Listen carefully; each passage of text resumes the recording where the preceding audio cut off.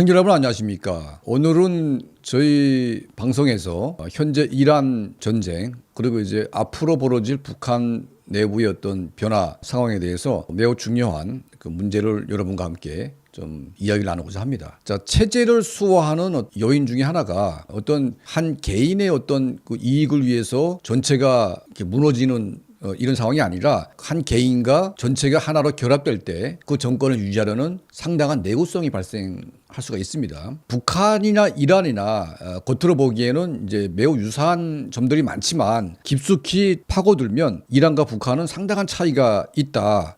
이건 뭐냐면 권력이라는 것은 한 개인이 독점하고 누리는 것과 집단이 누리는 것과의 그 차이가 있다는 거죠. 그러니까 이제 중국 같은 경우에도 소위 집단 권력 구도로 형성이 되어 있는데 시진핑이가 지금 1인 구도로 가려고 하는 것이고 그러다 보니까 이제 군부가 반발을 하지 않습니까? 자, 이란의 경우에는 국민 전체를 나눠 가지고 특정 세력이 국민을 착취하는 구도로 이제 변질이 된 겁니다. 그게 바로 혁명 수비대라고 하는 소위 신정 체계를 군사적으로 뒷받침하는 이 세력이 이란의 모든 경제 기득권을 독차지하면서 엄청난 권력을 다 가지고 있는, 그러니까 이 세력이 하메니 신정 그룹과 결합이 되면서 하나의 운명 공동체가 됐고 그들이 이란이 됐고 그들이 무너지면 이란이 무너지는 것으로 그렇게 지금 변질이 되고 있는 것이죠. 이런 이란과 현재 북한과의 이 그 연계성을 한번 우리가 분석을 해보게 되면 겉으로 비슷해 보이지만 실제 내용은 완전히 다른 것을 우리가 알 수가 있습니다. 자, 먼저 이란 혁명 수비대에 대한 우리가 좀 이해를 좀 우리가 해야 되는데, 일단 이란 혁명 수비대는 1979년도에 창설이 됐습니다. 현재 그 13만 명 규모로 지금 보고 있고, 이란 혁명 수비대의 그 목적은 뭐냐? 이슬람 체계를 수호하는 데 목적이 있습니다. 그러니까 이란 정권을 수호하는 게 아니라 이슬람 체계를 이제 수호하는 데 목적이 있다. 그러니까 북한의 수령 결사 옹이와 비슷한 겁니다. 그러니까 북한 정권을 수호하는 것이 아니라 소위 수뇌부를 결사옹이하겠다는 북한의 어떤 그 인민군대의 목표와 비슷한 거죠. 자, 이란에는 정규군이 한 35만 정도로 보고 있는데, 이 정규군대는 국경경비 그리고 이제 국내 질서를 본다면 혁명 수비대는 이슬람 체계를 이제 수호한다는 목적이기 때문에 혁명 수비대 안에 특수전 부대가 있습니다. 콰두라고 하는 특수전 부대가 있고 안사드르 마후디 부대가 있는데, 이거는 이제 혁명 수비대에서 이제 경호를 담당하는 이 부대가 또 따로 있는 겁니다. 종교 지도자 12명. 이 사람들은 이제 신정 정권을 뒷받침하는 이제 종교 결정권을 가진 이 리더 그룹이 12명이 있고, 또 헌법을 수호하기 위한 86명의 전문가 회의라는 게 있는데, 종교 지도자 12명과 헌법 수호 전문가 86명, 약 한 100명이 소위 신정 체계의 핵심 리더 그룹이라고 볼 수가 있습니다. 자, 이 100명을 수호하는 이제 경호 부대가 따로 있는 겁니다. 그러니까 특수전 부대, 경호 부대, 그리고 이제 일반 부대가 세 축으로 나눠진 게 이제 혁명 수비대인데, 이 혁명 수비대에는 육해 공군을 감시하는 정보 조직까지 따로 가지고 있습니다. 그러니까 물론 이제 이란도 이제 뭐 이런 정보기관이 있지만 혁명 수비대 정보기관이 따로 가지고 있다 보니까 혁명 수비대는 정권 위에 군림하는, 그러니까 대통령까지도 이제 기사대기를 때릴 수 있는 뭐 그런 권한이 있다고 하니까 이란 자체는 혁명 수비대고 혁명 수비대가 곧 이란이다, 이렇게 돼 있습니다. 자, 이들이 왜 이란 정권을 수호하려고 목숨을 거냐? 그것은 혁명 수비대가 가지고 있는 막강한 어떤 경제 기득권이 그들이 함께 누리고 있는 어떤 그런 기득권과 연관돼 있다 보니까, 자, 이 엄청난 기득권을 놓치는 순간 아무것도 아닌 거죠. 그래서 신정 정권이 무너지는 것은 혁명 수비대가 무너지는 것이고, 결국은 이 집단이 경제 기득권도 함께 놓치는 것이기 때문에 이들은 죽으나 사나 이 신정 정권을 지키려고 할 수밖에 없습니다. 자, 이란 국내 총생산 GDP의 40%를 혁명 수비대가 가지고 있다, 이런 말이 있습니다. 자, 원유, 건설, 통신, 항만, 무역, 거의 공기업 재벌화되어 있습니다. 그러니까 혁명 수비대가 운영하는 경제 이 기득권이 이란의 어떤 그런 핵심 인프라의 상당 부분을 독차지하고 있고, 특히 이란의 원유 이런 부분에서 수비대가 차지하는 비중이 훨씬 더 높다고 합니다. 그러니까 노른자인 다 가지고 있는 거죠. 자, 그러다 보니까 지금 혁명 수비대 그 뭐 장군들, 장교들까지 포함 포함해서 얘네들의 어떤 자녀들은 전부 다 유럽으로 유학 가고 또 뭐 온갖 호화 생활을 다 하고 있고 인스타그램에 막 그냥 호화 이런 것들을 보여주고 있는 반면에 일반 이란 군대는 거의 거지꼴이 됐고 또 일반 국민들도 지금 뭐 중동의 어떤 부유국가에서 중동의 거지국가로 지금 전락이 됐습니다. 그러니까 혁명수비대만 거의 뭐 이제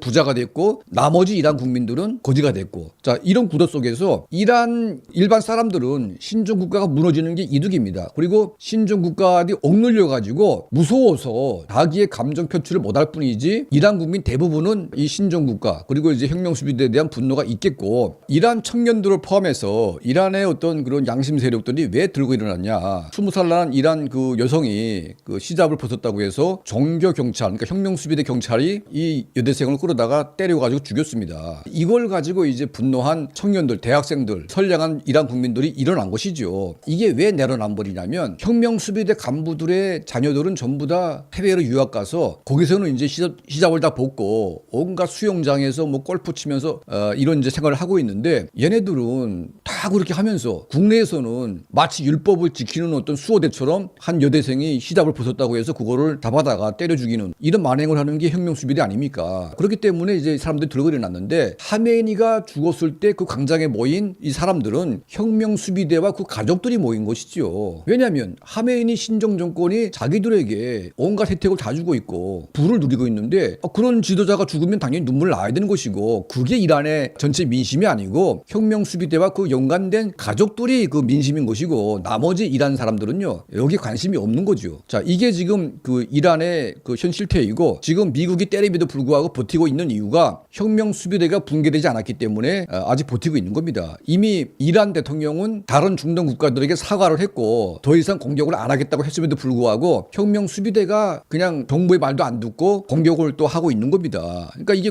정부 위에 정부가 바로 혁명수비대고 그들은 신을 빙자한 또는 이제 그 악행을 저지르고 있는 테러 조직인 겁니다. 이걸 미국이 이미 그걸 규정을 했고요. 그래서 이란의 신종 정권이 혁명수비대가 붕괴되지 않는 한 이게 뿌리가 뽑히지 않는 겁니다. 트럼프 대통령이 이란을 때리는 게 아니라 혁명수비대를 때리는 것이고 혁명수비대가 가지고 있는 원유, 통신, 철도 이런 것들을 때리면서 혁명수비대를 붕괴시키려고 하는 것입니다. 결국은 혁명수비대가 붕괴되면 이란을 항복하게 되겠죠. 자, 이란의 신종 체제의 핵심 헌법이 뭐가 있냐면 가계의 계승은 없다. 가계의 계승이라는 것은 왕정이기 때문에 순수한 신종 체계에서는 이슬람 교리를 인정하고 거기에 이제 합당한 지도자가 이제 나오는 것이지 하메니가 지도자라고 해서 하메니 아들이 된다는 것은 이거는 왕정 국가를 가기 때문에 이걸 법으로 금지했습니다. 하메니 이전에 이런 종교 지도자가 이걸 법으로 이제 금지시켰는데 지금 이란은 하메니 둘째 아들을 지금 세웠다고 하지 않습니까? 그만큼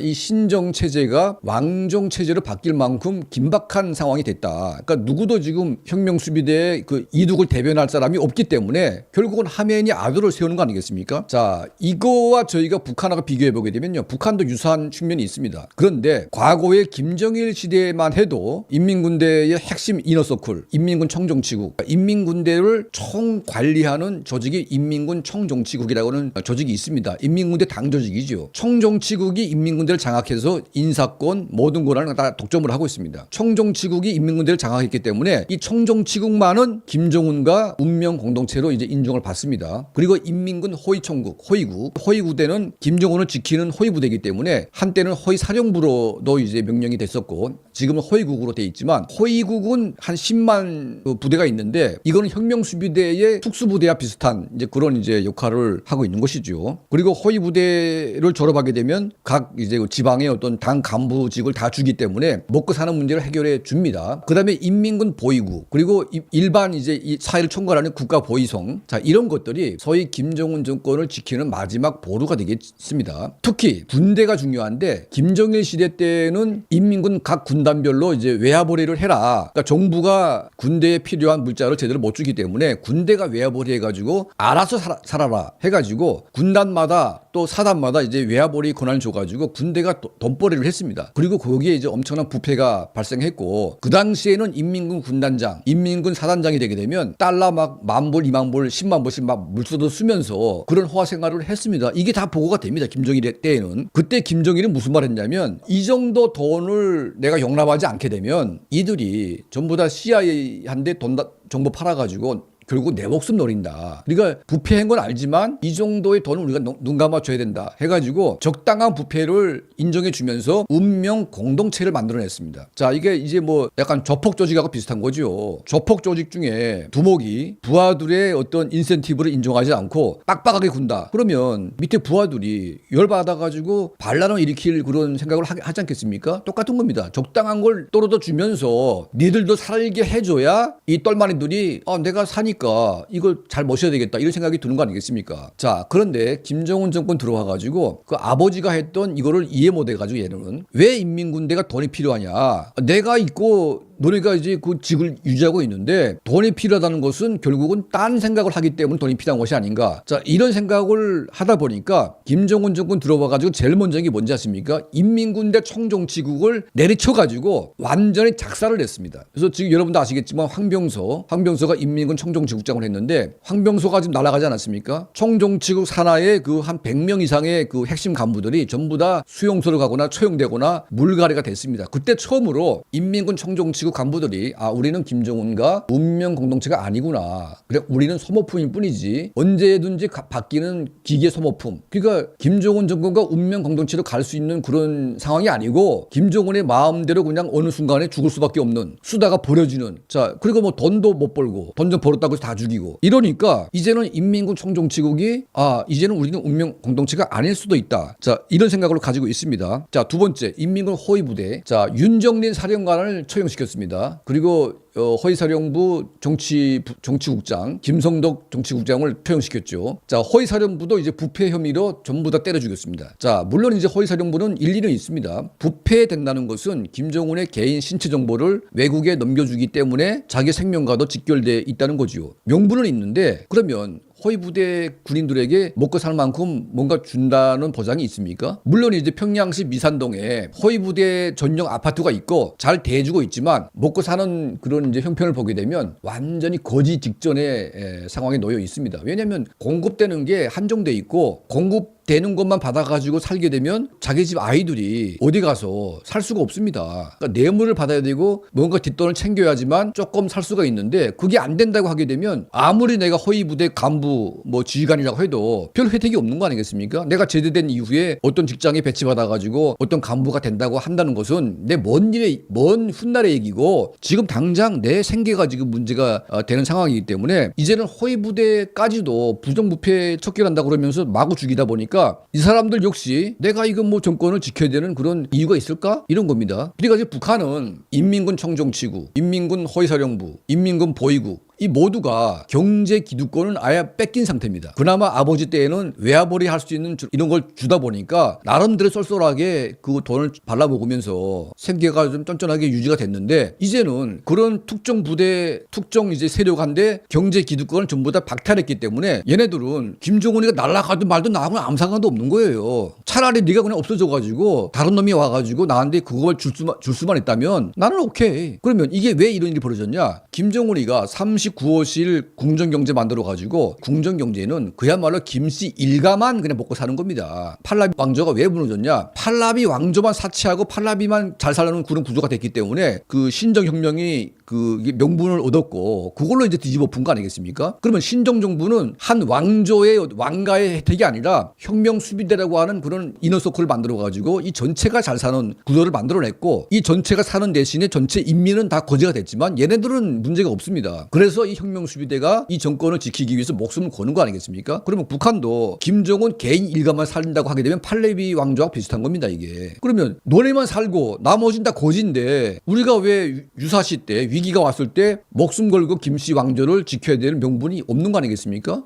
내가 뭐 혜택을 좀 받고 뭔가 먹고 살아야 뭐 같이 가는 건데 너만 살고 나는 다 거지인데 뭐 무슨 명분이 있겠습니까? 그래서 아버지 때 김정일 시대는 만약 김정일이 위험하게 되면 모든 인민군대 총정치국 허위사령부 이런 군인들이 그 혜택이 날아가기 때문에 이걸 내가 함께 지켜야 되는 명분이 있었지만 지금 김정은 시대 와가지고 다 때려 죽여가지고 소위 외화벌이 기득권을 다 잘라버렸기 때문에 지금은 김정은 정권이 굉장히 위험한 상태다. 그러니까 이란과 같은 똑같은 사태가 벌어져가지고 김정은이가 딱 죽어 없어지게 되면 살아있다고 해도 군인들이 내가 목숨 걸고 이 정권을 지켜야 되겠다는 그런 내구성이 거의 무너진 상태라는 겁니다. 그래서 우리가 혁명수비대가 전쟁에 버티는 버티고 있는 이 양상과 앞으로 북한에서 어떤 일이 벌어질지 모르겠지만 똑같은 일이 벌어진다면 정말 북한은 모래성같이 그냥 왕창 무너질 수밖에 없는 그런 내부의 심각한 모순이 있다. 자, 이걸 저희가 오늘 좀 심층 분석을 통해서 이란과 북한이 비슷하지만 체제 내구성은 북한이 훨씬 더 위험하고 훨씬 더 이제 떨어져 있다는 것을 저희가 이제 객관적인 정보, 그동안에 북한의 어떤 그런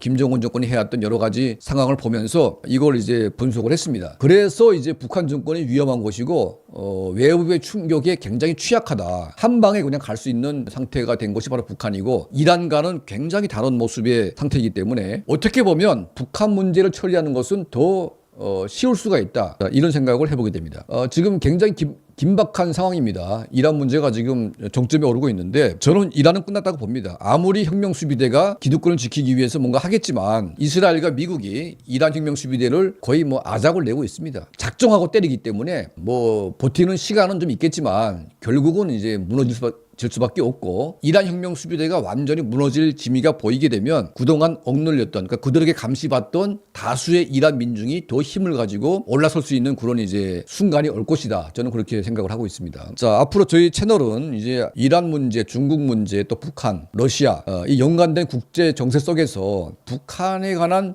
이런 다양한 정보들 거기에 얽혀 있는 이런 논리들을 저희가 최대한 발굴을 해서 여러분과 함께 이 국제 정세를 이해하고 또 북한 내부를 우리가 잘 알 수 있도록 방송을 또 진행하겠습니다. 저희 채널을 항상 시청해 주시고 또 도움을 주시는 우리 모든 분들께 늘 진심으로 감사드립니다.